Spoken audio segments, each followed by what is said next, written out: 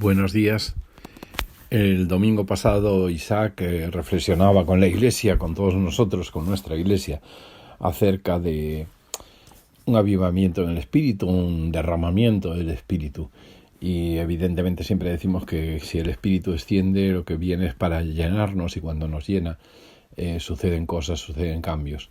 Y vimos que él habló acerca de la unción, de lo que reflexionamos hace 3 días, habló de los dones del Espíritu y habló acerca de vivir en el Espíritu y no vivir en la carne, o sea, dejar que sea el Espíritu Santo quien gobierne nuestra vida. Y por último él hablaba de la intimidad con Dios y como uno de los fundamentos para que un avivamiento se produzca.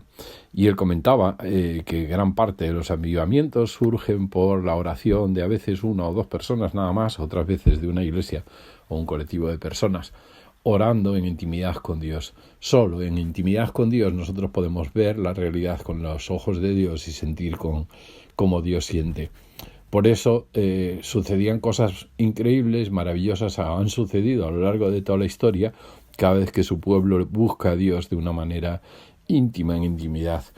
Estaban los discípulos en el aposento alto orando, y como ayer veíamos en nuestra reunión de oración, estaba el pueblo orando en unidad y en obediencia a Dios. Y es cuando el Espíritu Santo desciende con poder en Pentecostés. Cuando Pablo y Silas están en la cárcel, están orando, están cantando, y se produce un terremoto que abre las puertas y se produce la liberación y la conversión de una familia completa, la del carcelero. Y tantos otros ejemplos que podríamos mencionar. Por eso cuando hablamos de intimidad con Dios, tal vez uno de los medios como podemos potenciar nuestra intimidad con Dios es conociéndole a través de su palabra, pero sobre todo a través de la oración, teniendo tiempos de quietud a solas con Dios, donde nosotros podemos expresarle lo que hay dentro de nosotros y podemos escucharle a Él, incluso a través de la oración que siempre tiene respuestas. Y quiero dejar para reflexionar durante este día, por lo menos, la respuesta que Dios le da a la oración de Salomón cuando le dedica el templo.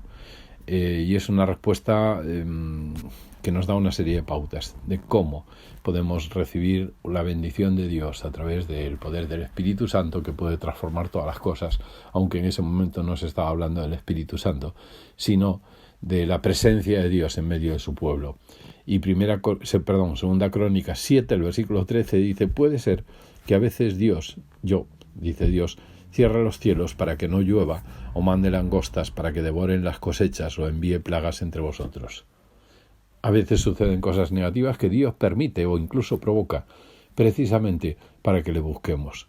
Así que cuando estemos pasando por pruebas, que sepamos que Dios está probando nuestra fe, está ayudándonos a madurar, pero también nos está pidiendo que reflexionemos y que dependamos mucho más de Él. Pero sigue diciendo lo siguiente: pero si mi pueblo, que lleva mi nombre, se humilla y ora, busca mi rostro y se aparta de su conducta perversa, yo oiré del cielo, perdonaré sus pecados y restauraré su tierra.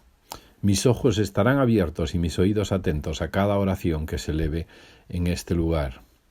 Pues he elegido este templo, y no nos olvidemos que el templo del Espíritu somos nosotros, y lo he apartado para que sea santo, un lugar donde mi nombre sea honrado para siempre. Lo vigilaré sin cesar porque es muy preciado a mi corazón. Fijaos que Dios está deseando morar en nosotros, como deseaba morar en el templo del pueblo de Israel, antes de que viniese el Espíritu Santo. Deseaba sanar al pueblo, restaurar al pueblo, deseaba traer bendición, en otras versiones dice incluso prosperidad, pero hay una serie de condiciones. Dice: si mi pueblo se humilla, ora, se arrepiente de sus pecados, entonces yo iré, perdonaré sus pecados y restauraré su tierra. Hermanos, no hay otro camino. Si queremos vivir bajo el poder y la presencia de Dios, si queremos vivir llenos del Espíritu Santo, nos toca intimar con Dios, tener intimidad con Dios mediante la oración, entre otras formas, porque Dios promete que cuando mi pueblo se humilla, ora, busca mi rostro, se arrepiente de sus pecados, Entonces Dios escucha, Dios perdona y Dios restaura. Buen y bendecido día.